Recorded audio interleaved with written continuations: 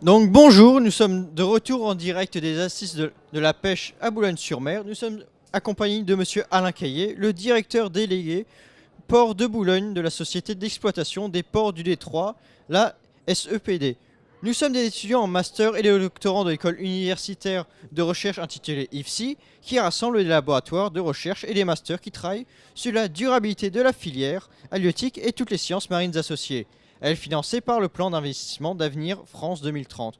Donc nous souhaitons donc vous poser quelques questions relatives aux enjeux et défis que rencontre la filière halieutique et les océans en général.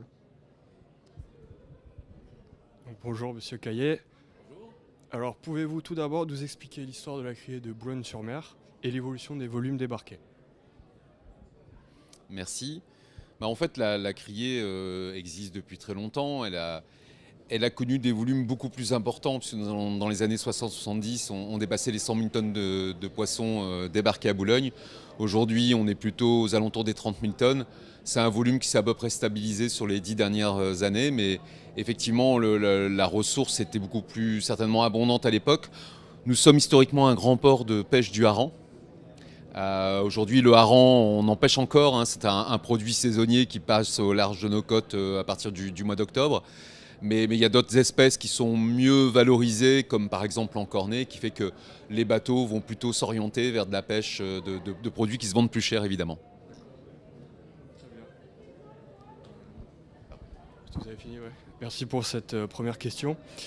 Ensuite, la halle à marée de Boulogne-sur-Mer est connue pour la modernisation importante de sa criée, qui est entièrement informatisée et qui améliore grandement la traçabilité des produits.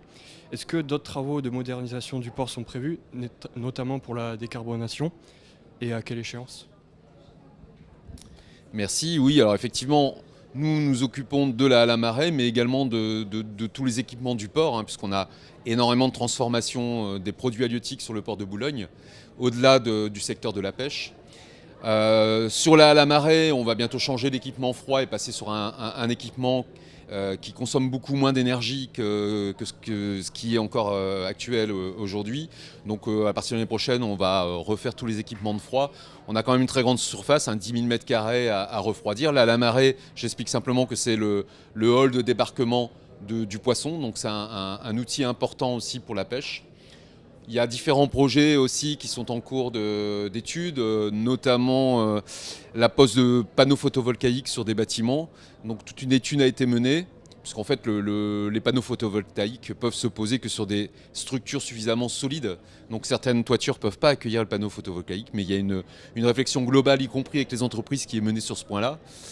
On a aussi récemment changé les éoliennes, les anciennes éoliennes qui produisaient peu. On a remplacé par une très grosse éolienne qui est 2 fois plus capacitaire sur le port de Boulogne.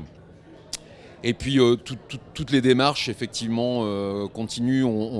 De plus en plus d'entreprises sont inscrites sur le port de Boulogne dans la démarche RSE. Et donc ça, c'est une bonne chose. Il y a aussi des projets d'études de réutilisation de l'eau de mer, notamment réutiliser l'eau de mer pour pouvoir par exemple faire du lavage, parce que tel quel brut, on ne peut pas l'utiliser pour la consommation, mais on peut l'utiliser. L'agroalimentaire des produits de la mer est très consommatrice d'eau, pour laver les bacs, pour laver le poisson, etc. Et il y a aussi un projet de captage d'eau de mer pour pouvoir réutiliser cette eau de mer et éviter de puiser dans les nappes phréatiques qui sont particulièrement cette année en souffrance. Merci. Je vais passer la parole à Alexandre. Merci pour cette réponse. Pour continuer, le port de Boulogne est confronté à une saturation de ses infrastructures, limitant sa capacité à accueillir de nouvelles entreprises et à développer ses activités. Des projets d'extension sont envisagés, notamment la création de 40 hectares supplémentaires sur la mer. Afin de soutenir la croissance économique et l'emploi dans la zone de Capécure, pourriez-vous nous en dire plus ? Merci, c'est une question très intéressante. Alors effectivement, le port de Boulogne reste une zone d'attractivité très sensible. Beaucoup d'entreprises veulent s'installer là pour plein de raisons. Parce qu'on a tout un pôle de formation, et vous êtes bien placé pour en parler. On a le pôle de compétitivité, le pôle Acumer, mais on a aussi une logistique très puissante qui est capable de livrer à peu près une trentaine de pays européens tous les jours. Et donc cet état, ce microcosme fait que les entreprises veulent s'installer sur Cap-Écure. Aujourd'hui, effectivement, on est saturé en terrain. Il reste peu de terrain et souvent des terrains difficilement exploitables parce que pas suffisamment grands. Les normes de construction obligent maintenant à mettre des parkings, à avoir des réserves d'eau pour l'incendie et effectivement la place devient très restreinte. On est à peu près saturé à 95% en termes d'emplacement et on a du mal à accueillir de nouvelles entreprises, surtout les grandes entreprises, ou d'accueillir des projets d'extension des entreprises existantes. Et donc il y a une réflexion. Alors il faut savoir que nous on exploite le port de Boulogne, le propriétaire du port c'est la région des Hauts-de-France. Les propriétaires du port de Calais et de Boulogne, puisque nous on gère ces deux ports-là, enfin moi je m'occupe que de Boulogne. Et donc la région des Hauts-de-France est en train de faire une étude pour poldériser une partie de la surface aquatique pour en faire un terre-plein. Alors 40 hectares, voilà, c'est ce qui est étudié, ça pourrait être plus, ça pourrait être moins. On a une zone qui n'est pas utilisée, qui est derrière la digue de protection du port et qui pourrait être exploitée par la suite pour permettre d'augmenter les surfaces d'implantation et évidemment d'augmenter aussi l'économie qui est quand même, je rappelle que le port de Boulogne c'est quand même le poumon économique du Boulonnais et donc voilà, on espère que ce projet aboutira, mais bon, ça va prendre du temps, hein. On est simplement à la phase d'étude, il faudra encore pas mal d'années pour ça, mais bon, en attendant on mène aussi nous un projet friche de démolition des vieux bâtiments qui sont plus utilisés pour libérer des espaces supplémentaires. Merci de votre réponse. Donc ensuite, quels sont les enjeux environnementaux et économiques d'un tel agrandissement du port ?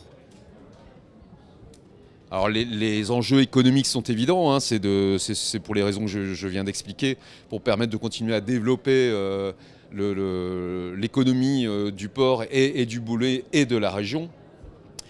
Les enjeux écologiques, évidemment maintenant tout projet de développement doit s'accompagner d'une étude d'impact environnemental, aussi bien sur les espèces protégées présentes sur le port que sur le traitement des eaux, que sur l'utilisation d'énergie renouvelable. J'en ai déjà parlé avant. Donc tout nouveau projet, de toute façon, ne pourra se faire qu'à cette condition-là.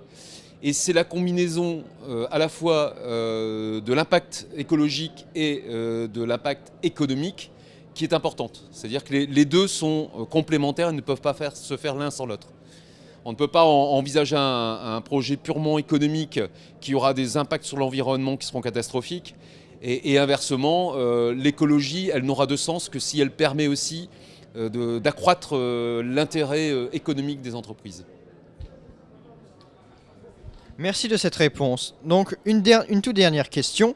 Le port de Boulogne est résolument un port de pêche. Mais est-ce qu'il cherche à diversifier ses activités pour renforcer sa résilience économique ? Alors oui, on cherche à diversifier nos activités. Alors un exemple simple qui me vient en tête, on a une criée. Donc la criée, c'est la vente aux enchères des produits de la mer qui ont été pêchés. Pour conserver et augmenter l'attractivité de cette criée, on envisage très prochainement de développer à la vente des produits de l'aquaculture. On envisage aussi de développer les produits de pisciculture. On produit beaucoup de truites dans la région des Hauts-de-France. Donc on voudrait aussi vendre ces produits-là, les coquillages aussi, à la criée. Aujourd'hui, ce n'est pas encore le cas. Ça permettra de renforcer l'attractivité et d'inciter d'autres acheteurs à venir. Aujourd'hui, il faut savoir que l'achat du poisson en criée se fait localement puisqu'on a tout un panel de marailleurs présents, du plus petit marailleur de 3 ou 4 personnes jusqu'aux grosses boîtes de maraillage de 200 à 400 personnes. Mais on a aussi une vente à distance, c'est-à-dire tous les matins, on fait une vente tous les matins du lundi au samedi sur le port de Boulogne, tous les matins à 5 ou 6 heures. On a des acheteurs extérieurs qui se connectent, on a notamment des Espagnols puisqu'on produit beaucoup de poissons, alors l'encorné par exemple, le rouget barbet ou la sèche, qui partent dans les pays du sud de l'Europe. Et donc on a des acheteurs espagnols, on a aussi des acheteurs belges, hollandais et d'autres acheteurs partout disséminés en France. Si effectivement on améliore l'attractivité, ça permettra à d'autres acheteurs de venir. Dans une période où la ressource halieutique est plutôt en déclin, ce qui compte pour les pêcheurs, c'est pas de pêcher beaucoup, c'est de pêcher bien. Et pêcher bien, c'est savoir valoriser les espèces et les vendre au meilleur prix. Et donc plus il y aura de concurrence à l'achat de ces produits-là, meilleurs seront les prix. Et comme toute la rémunération se fait aussi bien la criée, le pêcheur que derrière la transformation autour de la valeur du produit, non pas du volume, il faut absolument que ce qu'on continue à pêcher dans nos eaux en respectant évidemment l'environnement puisse être mieux valorisé pour que chacun puisse en vivre. Merci d'avoir répondu. C'était la dernière question. Donc l'entretien se conclut. Merci d'avoir participé. Merci à vous, bonne continuation. Merci. également.